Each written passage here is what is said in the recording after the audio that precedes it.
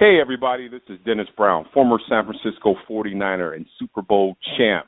I'm here on the 49er Weekly Show, The Grueling Truth, with Dexter and Matt.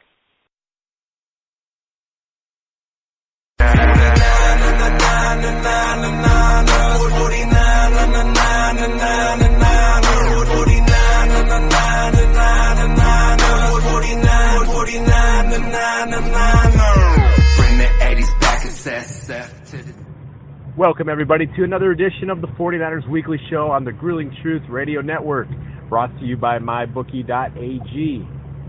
I'm your host, Matt Andruscavage. I'd like to welcome in my co-host today, former 49ers running back and Super Bowl 29 champion, Dexter Carter. Hey, Matt, partner, it's good to be with you again, man. Another great show to talk to our 49er faithful, man, and, you know, especially after a great win. So, hey, excited about it. Looking forward to the show. Same here. Great to talk to you. And boy, I could really get used to doing the shows after a win. Hey. Hey, absolutely. It sure does give us some positive things to talk about, and but it's always about analysis and breakdown, and and talking facts, with the 49er faithful. So, hey, we'll be real with them always. But it is always good after a win, though, to have this conversation in this show. No doubt about it. So yeah, we got to witness another victory. This would be the second win of the season in Chicago. Not always the easiest place to play due to the elements, but actually this year it was much better than last year. With the weather was good, and the Niners were able to scored just enough points to win, getting Jimmy Garoppolo his first win in his first start. Yeah, and a great way to win it, too, because it wasn't easy. Obviously, it was challenging. Any road game is going to be usually a little more difficult than home games. But to be able to be in that situation to where, had to come from behind and to show the patience and the leadership really gave us a sample of what's to come. Right, exactly. It was extra sweet for kicker Robbie Gould, kicking against his old team. Played a lot of years down there, had some great years in Chicago, and he said he was nervous, but he was just very glad to be able to go 5 for 5 and be the NFC Special Teams Player of the Week. Oh, it's always great to be rewarded after your performance, and especially being Player of the Week. Not just on the team, but, in the division or conference, and to be able to, kick well and be the player of the week against those teams, that's a great thing, and I'm happy for him. I think I'm extra happy for John Lynch and probably Kyle Shanahan a lot because, boy, Coach Shanahan's had to deal with a lot. He's had the frustrations of all the penalties this year, and, it didn't really go away. Even this week, still had a lot of penalties that kept them from scoring a lot more points than just 15. But he's had to deal with the media, and he's just been unwavering. He's very calm at the podium. He deals with the questions very well.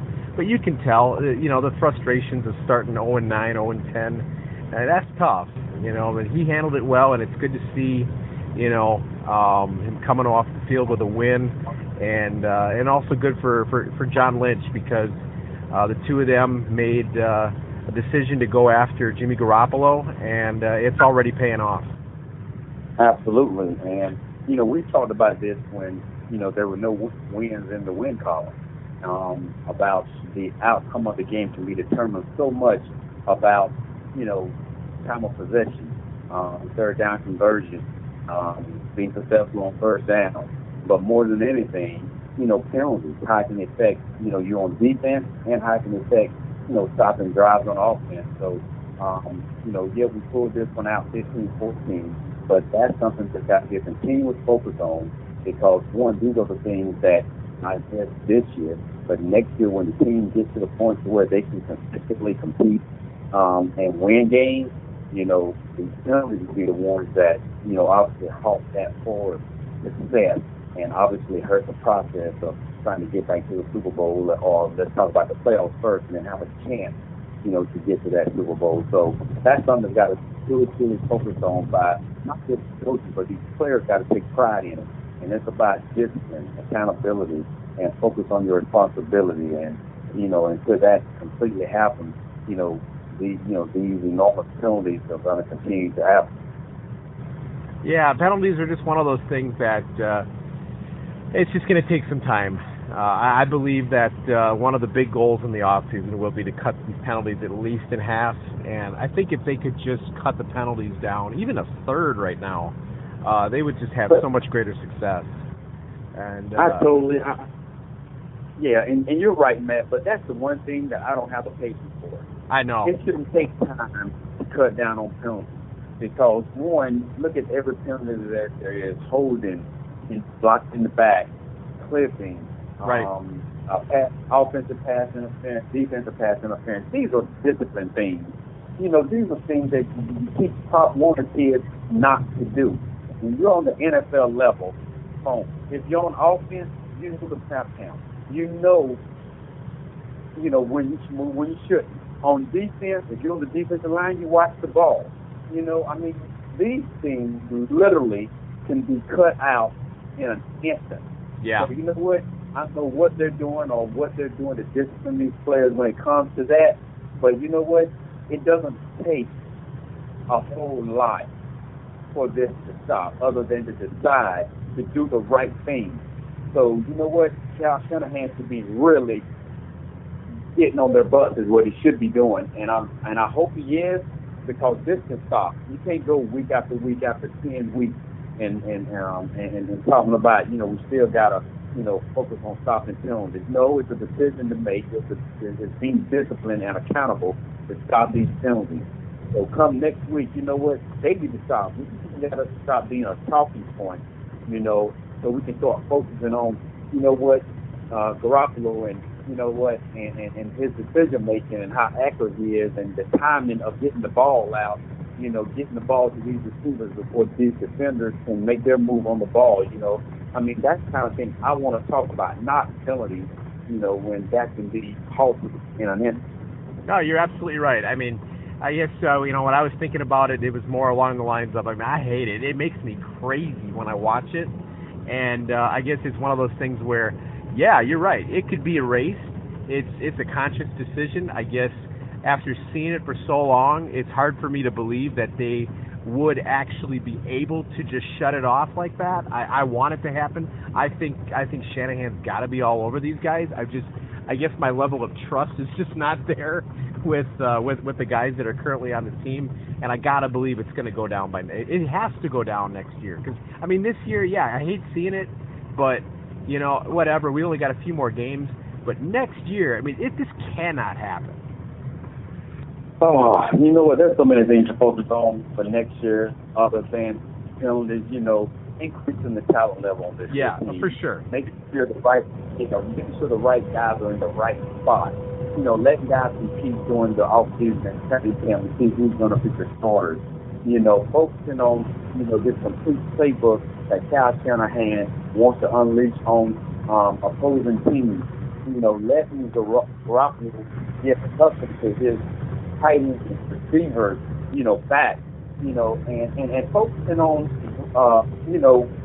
depending on how the draft goes, somewhere in those mid-rounds, late rounds, hey, I love Carlos guys. I love Matt there in that backfield. Yep. But Garoppolo is gonna ease a lot of the pressure because of his decision making. But we have got to have somebody to take over that backfield. Just being honest about it. Yep. I love Hyde. You know what? Somebody has got to decide to take it over, because now that we got a quarterback, we have got to have a consistent running game so we can have a well-balanced attack, the kind that Kyle Shanahan had in Atlanta. That's what we're looking for, because I'm going to tell you, the more I look at what Garoppolo was doing,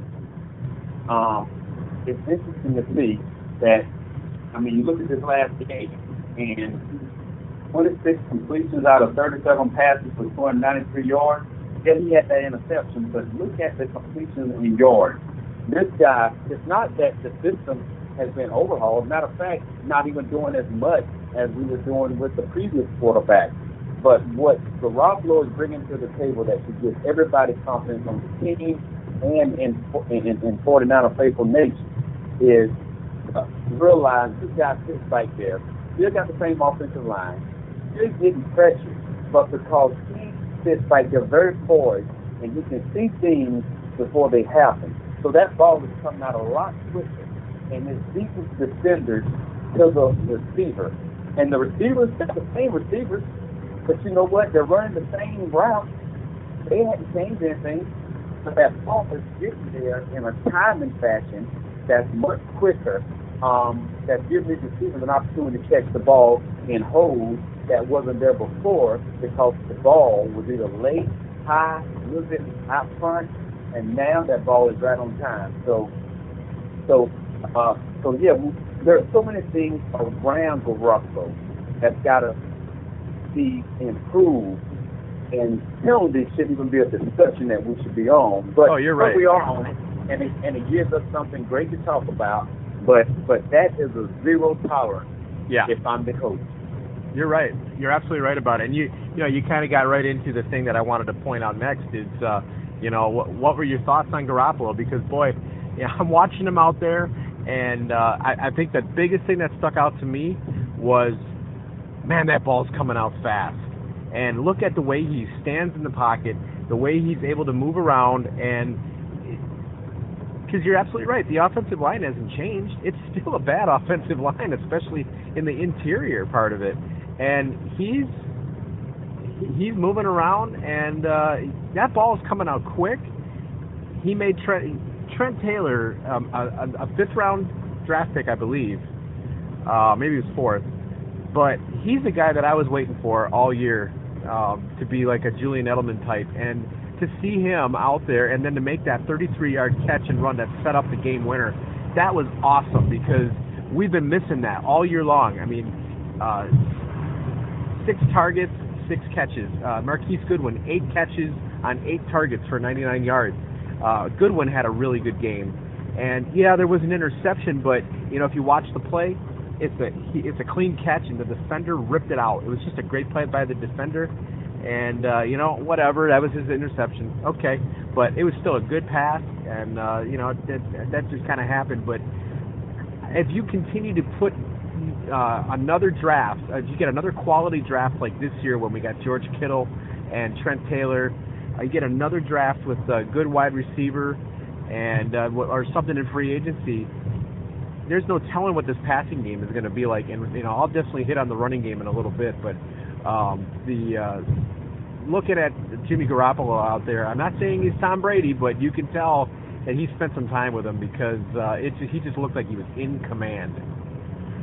Absolutely, and you know what? He may not be Tom Brady, but when you're around Tom Brady for a number of years and you go through that whole process of the entire New England organization, because you're going to learn from Tom. I wish we could have a camera on the helmet of Garoppolo and slow mo it, because what I see Taylor and Goodwin, the same 2 receivers as that were playing all season. And when I look at New England, I see receivers over the last 8 to 10 years that continue to bring guys that wouldn't look like they wouldn't even make other teams, but they get on New England, and all of a sudden they're catching 80-plus balls a year. Short guys in the slot that don't look like they can make any other ball club, but Tom Brady seems to throw them open. And that's what Garoppolo is doing. He throws you open because he can see and read the defense, and he knows, regardless of what they do, he knows where to put the ball and how to put the ball. And these receivers know, they start learning, I got to run this route, and I got to have my head around because the ball is going to be there.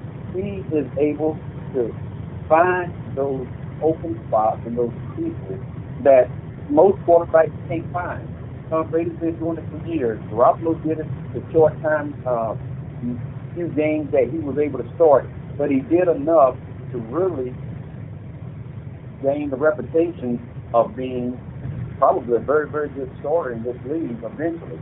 Well, that eventual is now for the 49ers. So he's in a short period of time proving to everybody out here that he can do it with very little time to absorb this playbook. So when this offseason comes, trust me, he's not only going to be doing what we just talked about him doing, he's going to be able to grasp that team, not just the offense. He's going to be able to be that leader of that team, and without saying a word, he's going to demand their respect. No question about it. I'm completely stoked that they were able to acquire this guy, and to see him out there, it's like I have so much confidence now in the quarterback position, and I'm excited to hear the news that it won't be very long, and they're going to make a long-term financial commitment to him. They may not even have to franchise him. From what I'm hearing, they may just sign him. I hope that happens, and once they lock him out, I'm going to feel pretty good about it. So getting back to the you brought up the run game. Not the most impressive day on the ground. Carlos Hyde averaging just over 3 yards a carry. They basically combined for just over 100 yards between Breida and Hyde, and Hyde just was kind of stale. He just, sometimes he looks explosive. Sometimes he looks like he's ready to be the guy to take it over. And like you, I like Carlos Hyde. I think he's a good player, but I'm starting to have my doubts as to whether or not he's the guy to lead the running back core in the future. I don't know what they're going to what their plans are for him, but one way or another, they have to get a guy to be that Devontae Freeman. And I don't know. They may keep Matt Breida just because he's undrafted and he's going to cost so little. And Kyle Shanahan's already said, he's basically the same guy as Carlos Hyde. So that kind of tells me that maybe they're moving on from Hyde. I totally agree with that assessment that you just said. Because when you get 17 carries, 54 yards, 3.2, unfortunately, regardless of your offensive line, you should have a little better production than that. Now, I know we're throwing New England in there quite a bit, but the reason I'm doing that is because I said earlier, no matter who you bring in a receiver, they seem to work. Yeah. Well, it seems like, look over the years, all the running backs they brought through that system, they seem to work. So the quarterback makes a big difference on the success of the backs because of the focus the defense has to make on really focusing on the run and the pass equally. Well, it's the same with Garoppolo. He's going to throw the ball so well that the running game really should be able to find a little more than, 100 yards, when you got one guy with 17 carries, one guy with 14 carries, and they've got, right at 100 yards. You got to have more production than that. And I do agree with you. Matt Breida, I think, has shown really some explosiveness that maybe if he got more time, maybe he could be even more productive. But when you have a Carlos Hyde that you're expecting much more from, there were actually a couple of years that I was using that excuse for him, well, he just got to stay healthy and his injuries have held him back. Well, at some point, you know what, that's going to get stale and it's going to get old. Yeah. And I think there's a point now, if you got a new coach, if you got a new quarterback for the future, you got a really good backup quarterback, running back in my opinion, okay? And, and then you got two, receivers, and remember we got a couple of guys at receivers that got hurt this year that can come back and be very, very productive. So the potential at receiver is there. I think, hey, if the opportunity presents itself in the draft, or with free agency, because they've got enough money to sign Garoppolo and to go out there and really do some great things, to improve the ball club. I think the starting running back needs to be explored. If there's somebody available or somebody you see in the draft that you think you can develop into that starter, you've got to get him because you can't wait around anymore. It's not about liking a guy or not liking a guy. It's about being realistic on assessing a guy on what he's done, the situation he's done it in, and, hey, if our passing game wasn't there, then our running game take it over. And our passing game is working with this same line, so the running game and the passing game is successful, we've got to get more out of it than what we're currently getting. Yeah, that's just it. we're going to point. We point a lot to New England, and we also point a lot to what Kyle Shanahan had in Atlanta. It's very important to have in this offense. You can tell it's one of those things. You got to have two good backs, and that's really how it is across the league. It's kind of a running back by committee league these days, where it's at least two guys shouldering the load. You get your main guy, and then you have a change of pace back. They got to have someone that's better than Carlos Hyde. I was with you in the same boat. I was kind of like, I saw a couple of good games out of him, and just thought maybe if he could stay healthy the whole year. Well, he's been healthy this year, and you have to be. We talked about this, Frank Gore didn't always have an offensive line. In fact, for a few years, he didn't have hardly anything. Right. And he was still turning out 1,200 yards. Sure was. Absolutely. And if we're nowhere close to what Minnesota duo is. Right. We're nowhere close to what Atlanta duo is. We're nowhere close to what New Orleans duo is. And even the duo New England had. I was listing all NFC teams, but I threw New England in there just because, we've got a flavor of New England on our team now. But that's the production you got to have from two guys. Yeah. Not 30, around 30 rushes for 100 yards? Yeah, you can't have that. You can't have that when you're dividing up between two guys. We've got to have the production of those four sets of guys that I just mentioned. And I think Matt Breida could be that. I still like the fact he wasn't drafted. Well, I don't like the fact he wasn't drafted, but I like the fact of his value and his ability. Now we just need to get somebody along with him. So, and not necessarily a thunder and lightning. You could have two lightning, guys. Right. That's what that's got to be an off-season goal if we want a complete offense. Yep. Well, I'm moving on to the defense a little bit. I've got some pluses and minuses there. It was good to see on the plus side, Jordan Howard was held to under 60 yards. I think we both felt that in order to win that game, they would have to hold him under 70 to 80 yards. And so it was really good to see Jordan Howard largely kept in check. And I didn't see Mitch Trubisky really tear them up. I mean, he had the one drive where he was able to get that touchdown. The other touchdown came on just a really great play on the special teams by Cohen. Kind of a mess up. It looks like they had him, and then he just made a great move and turned it on for another score. But overall, I thought the defense, didn't give up a whole lot, but there's still got to be an improvement. I think the biggest thing that this defense is missing is a fiery leader. It's easy to go back to 2011, 2012 under Harbaugh and to see Patrick Willis delivering those pregame speeches, almost like Ray Lewis. And they when he left, a lot went with him. They don't really have a vocal guy on defense right now, and they're going to have to get that. Yeah, absolutely. And I'm telling, going back to November, Foster got what was it, Rookie of the Month, I believe? Yeah, he was defensive Rookie of the Month. Yep. Hopefully he'll be that guy. Yes, and I think he will be that guy.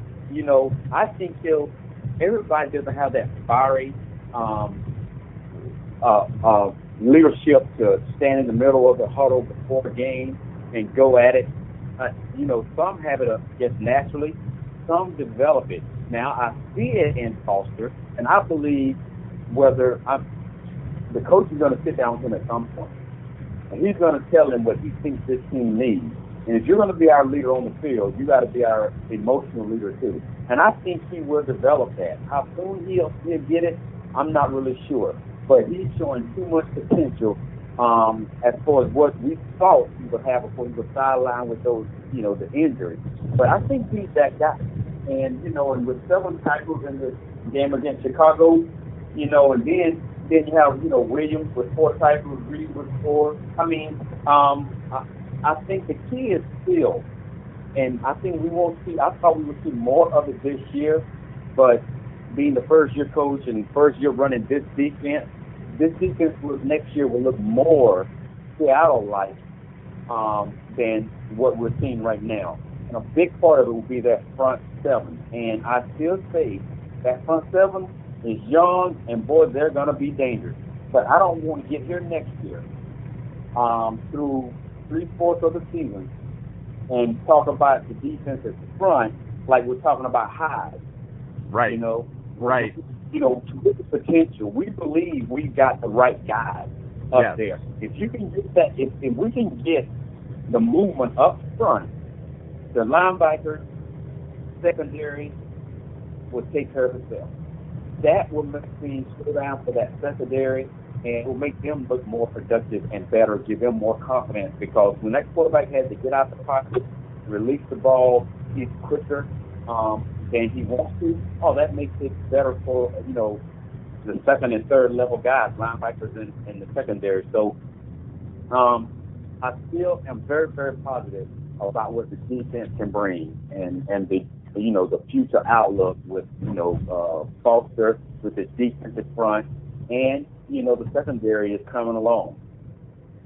Yeah, I think I'm in agreement with for sure the front seven. I really like the addition of Cassius Marsh.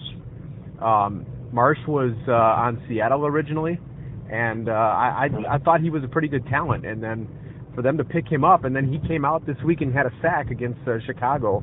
I like the pickup. I'm hoping that he can end up being one of those pass rush guys like maybe we thought Aaron Lynch was going to become. There's a name that, boy, what a disappointment. He's probably going to be gone. But I think they're going to be able to find guys like that and plug them in. I'm hoping Cassius Marsh will be one of those guys. It was also good to see Elvis Dumerville collect another sack.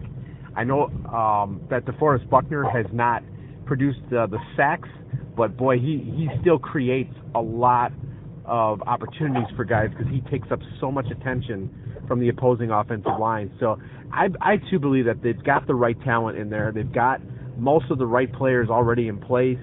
I do believe they'll go after another linebacker to go next to Reuben Foster. I do believe that they're going to try to improve that pass rush on the outside even more, just because Eric Armstead hasn't been able to stay healthy. I'm kind of worried that Eric Armstead is going to fall into Carlos Hyde status because we're kind of waiting for him, and then he's been hurt every year. I'm hoping that isn't the case, but we'll have to see.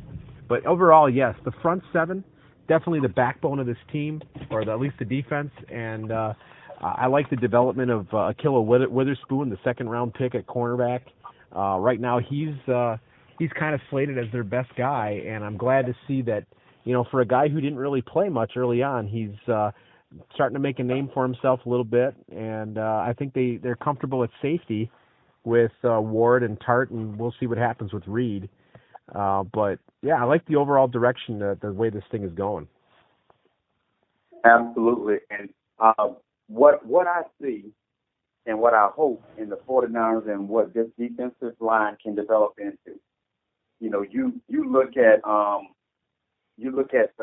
what the Jacksonville Jaguars did during the offseason. You know, they went out and got Campbell on that defensive line, Malik Jackson, and look at that defense and how it turned around in one season. They got the same quarterback, Bortles, who everybody thought they should, you know, let go and bring somebody else in, you know, but they went out and the receivers that were there developed.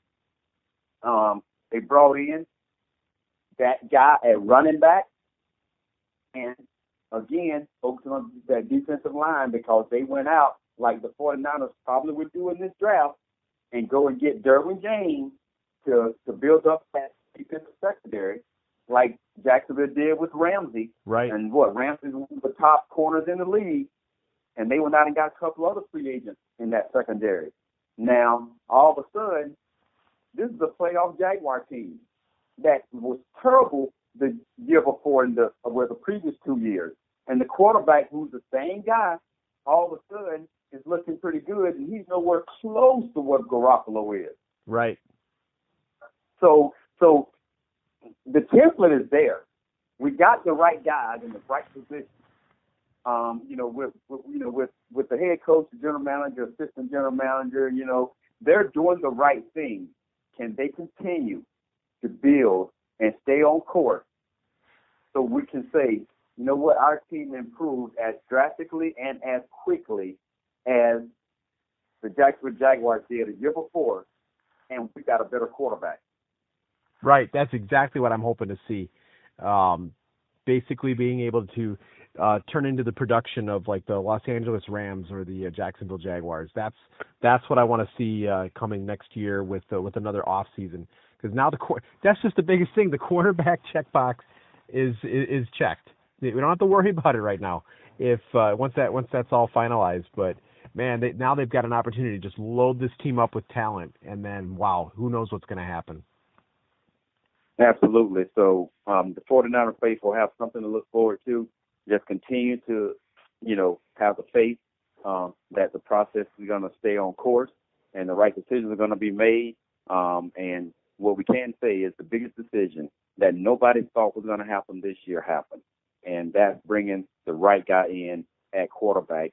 And unanimously, whether it's the fans or whether it's even other teams, if they had to grade the 49ers on that decision, we all can say, you know what, that's an A+. So now we can move forward with that decision and make this team overall a better team collectively, but continue to make the good decisions that they made and, so we can build upon the talent that we've got and be that playoff team next year.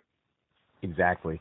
Well, this week we've got the 49ers traveling to Houston to play the Texans. It's going to be a difficult game, but, we'll see what happens. I think the key is to limit Lamar Miller and really make Tom Savage be the guy to beat you. It's going to be tough with DeAndre Hopkins out there. He's productive seemingly no matter what happens. But, if the 49ers can really make them one-dimensional, and, man, if they could get something out of Carlos Hyde this week, then I think they'd have a shot to win this game.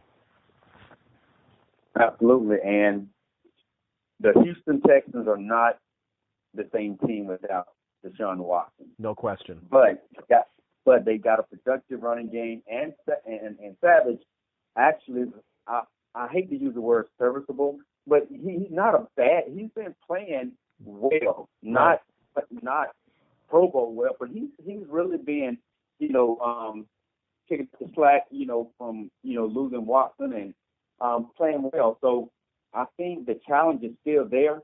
So it's no time to relax, obviously, because Houston is definitely not in fear of the 49ers just based on the way the season has been going. But I tell you what, that defense of Houston, which is pretty good, one, they're going to get pressure on Garoppolo. So this will be a very good game to see the movement of Garoppolo because he's going to have to be moving because you've got Big 90 outside. Yep, Clowney. What's his name again? Jadeveon Clowney. Oh yeah. You got Clowney coming. So Clowney is going to make you get that ball out your hands. He's going to make you step up, get out of the pocket. So it'll be nice for us to see Garoppolo continue to show that, I say experience, but that limited experience that he has gotten when he played with the Patriots and just sitting and watching. But we know that he's got the skill to get around and move around in that pocket. So it's going to be a very, very good game to see us continue to progress at that quarterback position, and the receiver. So it's a game that the 49ers can win, but they cannot win if they have the penalties that they had last week. No question about it. They've got to shut those off, and hopefully the front seven can get the job done with not letting Lamar Miller run all over them. So I'm really hoping to see that. I want to see some more pass rush, get after Tom Savage, and I'm hoping that DeAndre Hopkins. This is a really good test for Ahkello Witherspoon. If Witherspoon can play with a guy like DeAndre Hopkins, that's gonna show something. And like you always talk about, it's this stuff happens all the time where you win your individual matchups and good things can happen. Absolutely, and being at that corner position, going up against might as well say a great player, and he's being rewarded with the contract he got this season too. You've got to be able to, hip, feet, angles. You've got to be on him. Xavier Rose and who has played really great, this year. You look at him, and there are times you got to know what you can get away with the referee that's doing your game that week. Xavier Rose, if you look, all these corners hold. Oh, yeah. You got to know when to hold, how to hold, when to let go, you know, and you got to read them. You got to read their eyes, you got to read their hands, but you got to be in a position to make a play every single time. When that ball's thrown, you got to, you know, be sure you make the tackle, but you got to hop on that ball. You got to be a ball hog, and you got to make DeAndre Hopkins work. And that's got to be the goal this week, is make him work for everything that he's gotten, because, one, he's going to work. Now, how productive that work will be is yet to be determined. That's right. Well, I think that's definitely the key to the game. You know, making him work and making sure Lamar Miller doesn't beat you. Who knows? You know, I do think Jimmy Garoppolo is going to be productive in this game. I do think he's going to need a lot more help on the ground, though, to win another game like this on the road. But you never know. We're keeping the faith. No predictions here. You're not going to get me in that trap. I would put on you. Hey, right now you're 1-0, big dog. Yeah, next year maybe I'll feel better about it, but not this year. Yeah, exactly. Our biggest thing collectively, you know, as you know, here on the Grueling Truth, is one, how can we help the 49ers get to that next level?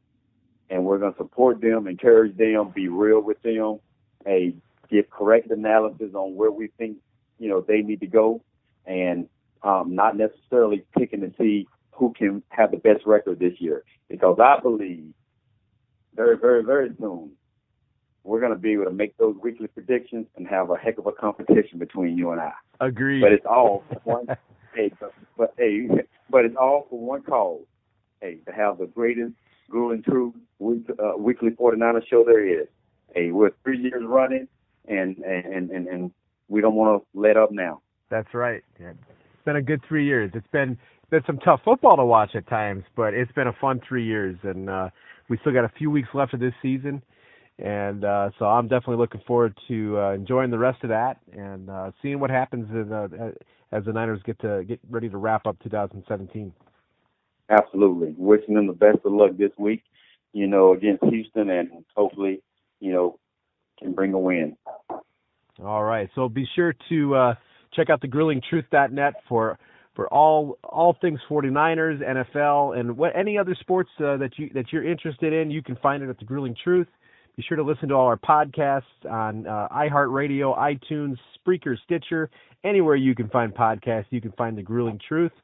So for Dexter Carter, I'm Matt Andruscavage. You've been listening to the 49er Weekly Show on the Grueling Truth Radio Network, where the legends speak.